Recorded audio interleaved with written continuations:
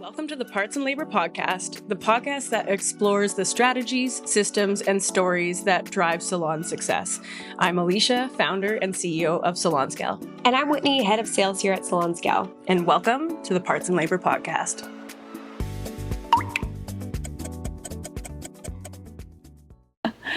Nervous laughter. Okay.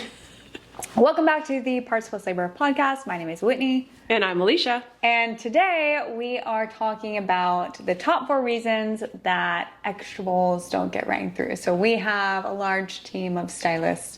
And so we kind of pulled those stylists on our team to find out the reasons why they might have hid those extra costs. The what were you thinking? Yes, and we're going to name them publicly. So if they were your former employee, just know that they weren't ringing in their extra bowl. So I think we're just going to kind of start with the first one, which is, I didn't always need a full extra bowl of color. That's got to happen all the time. You just need a little bit. You know that if you mix, a tiny bit more, you're going to have to charge an extra bowl. If you have like $20 to $30, that's probably not going to happen, right?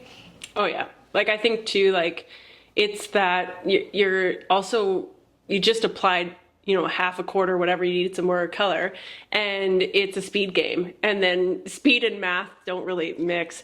So, it's like doing that quick calculation is like, if I only need a quarter of the batch or a quarter of a bowl, what is that? Oh, it's easier for me to just do a half, or it's easier for me to just mix a whole other bowl. And it's like, because I'm working so fast, I think that's where a lot of people end up going and mixing a little too much than they needed. Yeah. And then, it's kind of that's the situation. So not only are you not ringing in the extra bowl, but you way over mixed. Yes. Yes. I think that happens like more often, and that would be like the common leading cause of waste is just really that quick calculation, the quick, how much more do I need? What is that extra amount that I need? And so I think that's where we see a lot of loss in salons. Did you find, as a former commissioned salon owner, I think you even did this yourself, like what did you guys charge for extra bowls? We called it a Rapunzel, which, we would just charge an extra like $10 for a Rapunzel. Yeah. And how often did those not get rang through? Almost never. Almost never. But like, I think, the odd time, like when you would have a client like you with hair to butt, like she needs 20 had Rapunzels. a Rapunzel hair, adding on an extra like bowl or two, was more comfortable because it was justified because you used a lot of color. But, on the average client that like you ended up mixing a little too much than you needed, it was pretty uncommon practice to go and ring that up at the end.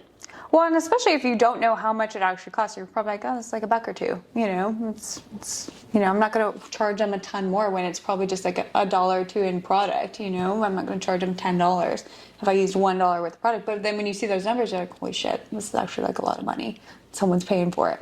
Yeah, I mean, and it's an open bar. It's like an open pantry, like go help yourself, I don't think like as a stylist that we ever were thinking, got to mix this and stay within budget.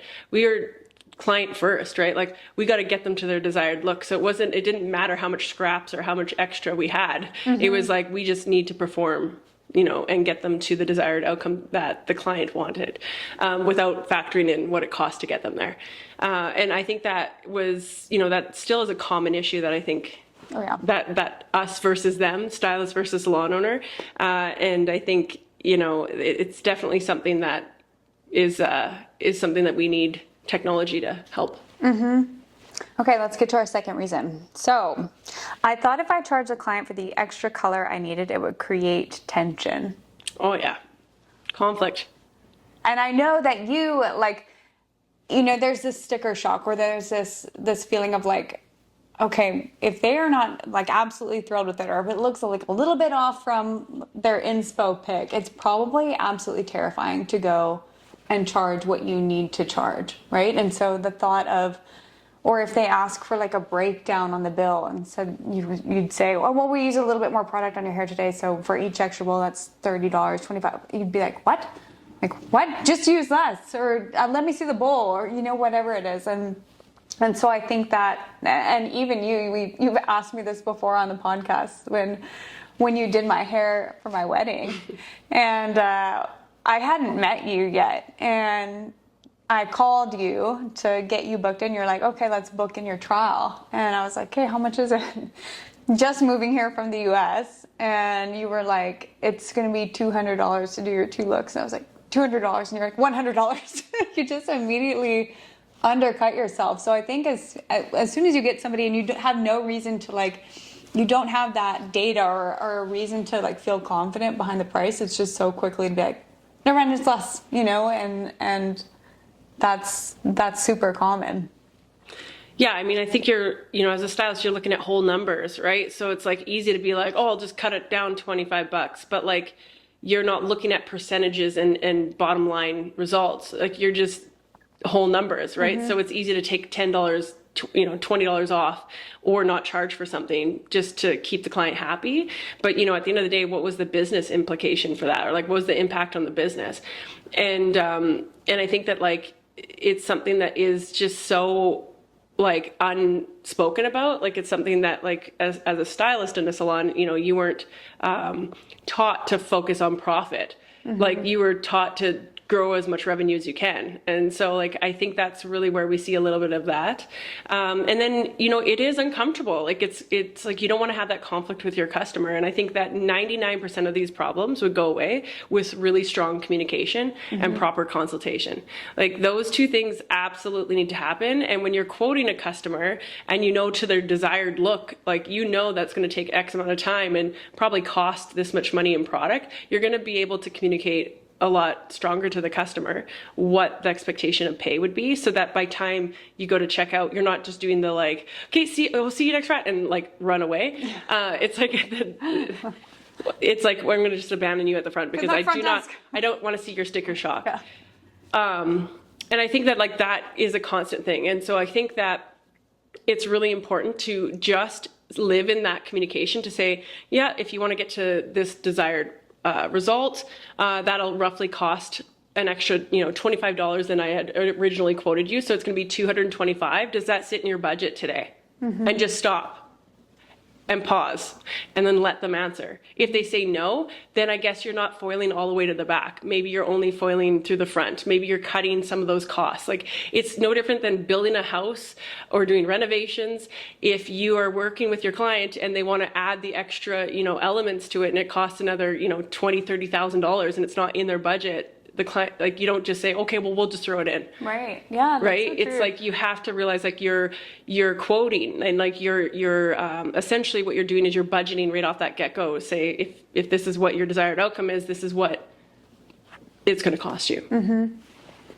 Side note, would you ever, like if you were checking the client out, and they did have that sticker shock, like before you kind of had like strong systems in place, would you ever just shave off the price like right then, or would you stand behind it? Sometimes I would. Like sometimes I would, depending on the situation. Like I think that like, I think it just depends on the situation. Like if the client, ended up like having, like you could tell there was like some tension and you still wanted to keep that client happy, like there was that. If it was a client that always created problems and always had an issue, that's where you would just like, okay, check them out at the front and be like, hopefully they never come back again. It's like you kind of would do that. Sometimes it worked the other way. You'd charge them a little bit more each time so that they, anyways, but no, I think like, yeah, I think that it is emotional. Charging is really hard sometimes because you are very connected to it and you don't want to like make anyone unhappy. But it is a business at the end of the day. It is a business. It's important. And, one of the like things that just popped in my mind right now, which is important, is that this is the consequence of hiding product costs. This is the consequence, like we talked about in the salon eras, back in other podcasts, we've talked about why, having service charges, they don't work, these old methods don't work, because when you are not transparent of what it costs to operate your business, this is the stuff that happens. This is what happens to stylists, right? Because now it's like, oh, we don't want to have a $14, because if the customer knew it was only $14 for the tube, then they wouldn't pay the $150 for the bill. They would think, why are you charging so much? Or to a stylist, if they knew what those costs are, then they'll wonder like, why are we taking these fees, or what's going on? You know, there's a conflict. And so when you hide it, for years and years, we hid it. We either had service fees or had some sort of, you know, situation on the back end that was like covering some of this, or potentially covering some of this stuff. And that's what created all this conflict and lack of confidence in communicating your pricing. Like, that's what's happened. Now, when you become transparent, you run a transparent back bar, your staff know what the hard costs are. Why you would never want a service provider to understand the hard costs of business, I have no idea. Because they need to understand what it costs to operate, to stay in business. They need to know what it's going to cost to properly quote to their customers. But you're leaving out the one puzzle piece that is making the difference of again, improving the communication overall and improving profitability in your business. So it's like, this is the one thing that, like, if you have a stylist that understands this, it now becomes a known thing instead of an unknown thing. That's like having a bartender just mixing like premium vodka in every single drink and just like, yeah, it's still the same price. Like, they understand what the costs are in order to do their business. That's the way that, you know, stylists need to have this kind of situation as well. Okay, well, we can probably just wrap the episode up with that. That was pretty much summed it all up. Just kidding. We have 2 more to go, because for our stylists that work for us, they had still 2 other reasons why they didn't add their extra bowls on. So the third reason, I never took into account our allotment. So allotment meaning we include 40 grams worth of color in each service. I would mix what I thought I needed right from the get-go. So if you have a client that comes in like me, my hair's not down right now, but I got hair down to my waist and it's thick. Are you going to mix up 40 grams, or are you going to mix up what you think that you need? Oh, you would mix what you think you need. I definitely think that's going to happen. But usually what you'd have is you'd have like, okay, so let's say the allotment on like a long single process color was like 40 grams or even up to 80 grams, between 40 80 grams of like base color. Like, that's how much money. What that is like allotment equals a budget. Like, you should stay within this much. Anything over, you have to charge an extra bill or charge on top of that. But, you know, when the client comes in and I know I'm going to need 160 grams, like I'm going to need like a lot more color, I would just go right up to what I think I need on that client. I wouldn't just stay within that like templated amount. And so that's kind of that problem is like, no mains are the same. Everybody has a different density. When you're doing very simplified services like root touch-ups, like, you know, you still use a little bit different. Some people only use like 20, 25 grams for roots, but some people could use up to like 30, 40 grams depending on their density and how, you know, absorbent that hair is, how dry it is. Is it absorbing a lot of the color? And so I think that there's that, like, I'm going to stay within range. Like, I think a lot of stylists use that as almost like a guide. Like, if you were like baking or cooking, like, you stay within the guide. So like, that's the guide, but it's rarely like rarely you're going to stick exactly to that. You're going to either, you know, use a lot more or maybe even sometimes a little bit less than what was prescribed, but to stay within it is very difficult. Well, and it ties back into like reason number 1 too. It's like, well, if you just need a little bit more, say the allotment's a strict 40 grams and you need 50, well, you're probably just going to mix up 50 and you're not going to charge them for the extra 10 grams, right? It's, you know, you can put all this effort into making this perfect pricing model, but there are so many ways for it to fail. And with a thin profit margin, failing means like the business is failing. It means you're losing money on the service. And so that's why I think, just like you touched on, like the transparency, like taking guesswork out of it, making it black and white is just, you can't go wrong with that. Showing the product cost, being transparent, and so that the stylists actually do feel confident about the pricing and about who's paying for it. Yeah, and I think like, what's important to know is that where did these like set kind of guides come from? Like, when you think of like 20 to 25 grams for a root touch up, or like 80 grams for full single process color, like those guidelines came from the color manufacturers and the color companies. And that was how to, you know, formulate. Like when you're being taught how to be a chemist of color, you can't just be like, this is like watch how much is in the tube and go, like there's a formula that needs to be created so it oxidizes properly and actually delivers the results that you need. If you use too much developer, you're going to, essentially you're not going to get as much coverage. Like you have to be within a science in order for you to get the results you want with the color you're using. So these kind of guides help us with how to apply the product. But the second phase of it is to like think about it as like we use those same guides as to how to price for it. And like that's just where it went wrong, because it's variable. Like this is how much you would need to use to make sure that the color resulted in strong coverage or whatever you were doing for that service of the day. But the variable parts, like using another quarter or a half batch or whatever else, like that extra, like you can't actually like put that into like a like fixed model and think it's going to work out. Because again, everybody is different. Like that's a reality of what happens every single day.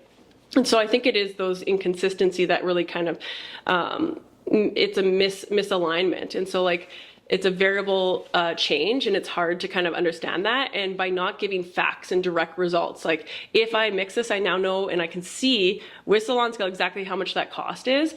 It's the simplest, easiest way to communicate that to your stylist and to your customers. Like it is like the easiest way to fix any of these like insecurities or lack of confidence when it comes to quoting or charging or anything. And it's like the best gift you can give a stylist is clarity. Clarity is kind. Brene Brown.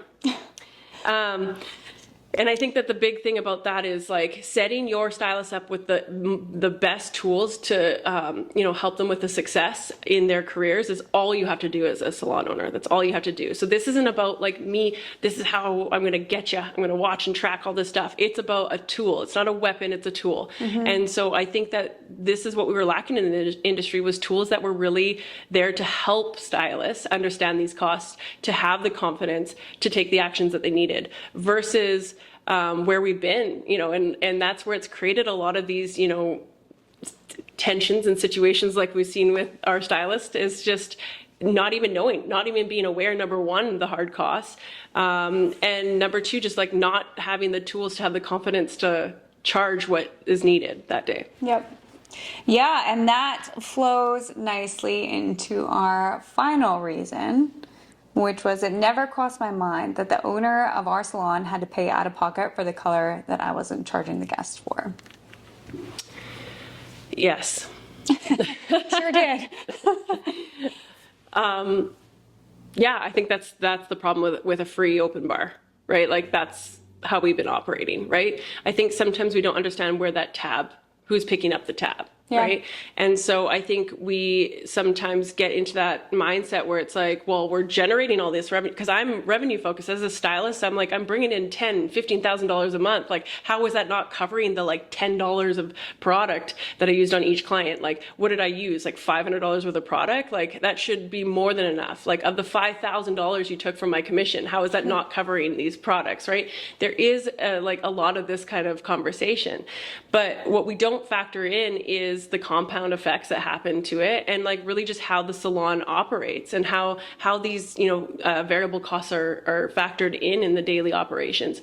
It's so funny, because the more that if we had more like transparent conversations of like what it truly costs to run our business, we'd realize that the salon owners like are actually like eating a lot of costs, and it's affecting a lot of the business that way. Yeah. And I think that the more that we can create stronger conversations about this and like open it up and show, like, would you, if you think about it, as like, I don't think a stylist would want to work for a salon owner that's broke. Right. Like, I don't think a stylist would want to work for a salon owner that is like failing. No. They want to strive to be that salon owner, right? Like every single stylist that goes to school, if I like asked a whole room of stylists that are just about to graduate, like, what is your dream? They would say not only would their dream be to like build a great clientele, but every single one of them, majority of them would say to be a salon owner one day. I want to own my own business. Like every single one, like that's what's within you, right? And so like they all want to kind of get there. So every salon owner, it's like have the confidence to be clear on like what it costs, and don't be afraid to be very wealthy as a stylist. And don't be afraid to say is like, yeah, like, our salon profited 20% this year. It's $1 million operation. Like we made $200,000. Like, on top of anything else, right?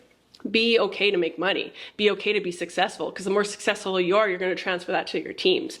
But if you want to play the like and sit there and you're like eating all these costs and like, oh, like I don't know how to tell them, but maybe I'll increase prices next quarter or next month to make it easier on them. It's like you're not getting paid.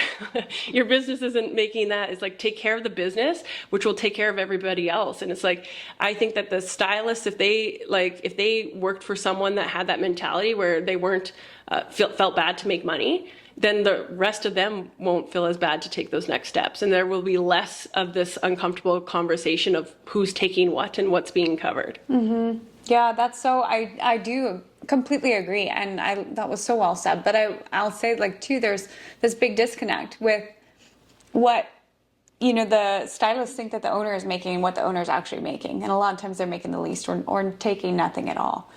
And I've said this to you before too. I knew you owned Capelli, before you even started Salon Scout. You owned this beautiful, like luxury high-end salon. And I probably would have thought that you were making like $2 million a year taking home.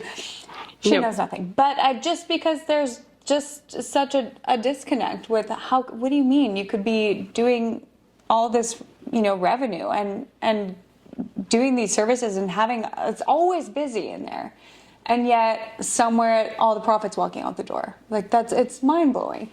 And so I think really, the key to all of this is just transparency about showing like the true cost of what it's costing the salon owner to run the business. Because when you think of, I'm just going to take 50% off the top, surely, they're taking 50% of what I'm generating as a stylist in revenue. Like surely they're doing well. They're making, but it's not covering it. And every year, every time products are pricing, like foils, everything goes up. And every time the salon does a price increase and is still giving 50% off the top, their entire portion of that price increase gets eaten up by inflation. So the salon raises their prices just to stay the same each year. And it's just, like I said, this big disconnect that can be solved with transparency. Well, I think that's again, like sometimes a small leak will sink a great ship. Like this is it. These are those small little things. It's like the only thing we are transparent at in salons right now is revenue. It's like if you look at it as like, what does a stylist know, or what does like a admin or a front end manager know? Is like they know what the salon brought in money for that day or that month, and they see top line numbers. What they never see is bottom line results. And like that is the part that we need to, if you want to fix the us versus them, it's like pull up the statements. Like you have nothing to hide. Like it's not like you're sitting there with like $100,000 in the bank. Like you're, maybe making 4 to 8% at the end of the day. So when they see that $100,000 being brought in the month ended up being $3,000 or $4,000 at the end of the day, and there's still taxes, there's incorporation taxes on it, like they're going to realize right away that it's not as like lucrative as you thought, or they're not making as much as you thought. And that there's a cost to everything. There's a cost to keeping the lights on, keeping all these products on the shelves. There's so many things. And like the best thing you can do is just educate the team on, some of the stuff that is hidden to be able to expose that. I think that like in other industries, if you work in like retail and all that stuff, like, you're not as connected to it because you didn't make the clothes, you're selling the clothes. The clothes have the markup and what you can, sell, and you make a commission. It's very like cut and dry. And it's not as personal. But because in this industry, it's like almost like you're the designer. Like you've designed the clothes, you made the clothes, you went into the scrap room and took all the fabric you needed to make that thing, and now you feel entitled. And that entitlement is like where, well, like how come I'm getting 50-60% of my income taken away when like I'm using all this stuff, like I'm bringing in the clients, I'm doing this. Like there is sometimes this kind of reality that happens where it's like I'm driving all this stuff, like I'm bringing the numbers up, why do I have all these fees? And so the best thing you can do is kind of, show what it costs to operate. And then if that, stylist one day goes on their own, they're way more educated. You're planting seeds in the next generation so that they don't do what you literally did. They'll go and start their own business, and they will have incredible commission, 60% commission, no product fees, everyone gets benefits, and they realize later there's employment tax, and there's so much compounding that comes through, and there's a lot to operate the salon. And then they, it's usually you'll get the call 2-3 years in of them running the business and be like, I'm sorry. Whoa. Same call you make to your parents after you have kids. It's like, oh, now I know. I understand. So it's this is the wake-up call. It's we have a duty to do as salon owners and entrepreneurs in general. It's you got to expose those things.